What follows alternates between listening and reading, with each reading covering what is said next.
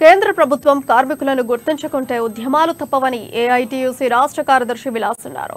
అనుబంధ సంఘం central warehousing corporation హమాలి యూనియన్ జిల్లా అధ్యక్షులు సిర్ర దేవేందర్ ఆధ్వర్యంలో నూతన సంవత్సరం సందర్భంగా కార్మికుల కోరిక మేరకు జెండా ఆవిష్కరణ కార్యక్రమం చేపట్టారు.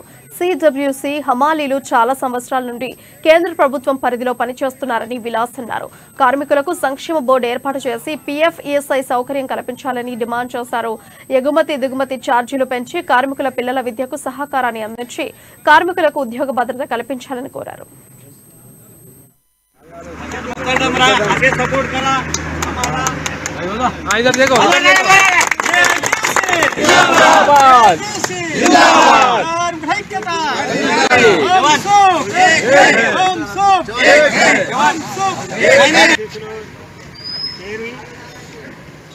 ఏఐటీయూసీని బలోపేతం చేయడానికి ఇక్కడ వాళ్ళ కార్యాలయం ముందు ఏఐటీయూసీ పతాకాన్ని ఆవిష్కరించడం జరిగింది.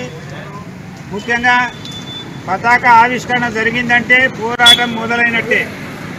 ఈ పోరాటం ఎందుకొరకు కార్మికులకు సంబంధించినటువంటి వారి సమస్యలకు సంబంధించినటువంటి పోరాటం ఈ రోజు నుండి మొదలైందని మేము తెలియజేయడం జరుగుతుంది. ముఖ్యంగా వాళ్లకు ఒక సమస్య అనేది లేదు, అనేక సమస్యలున్నాయి. ముఖ్యంగా వాళ్ళకు వచ్చేటువంటి బిల్లుల సంగతి, అదే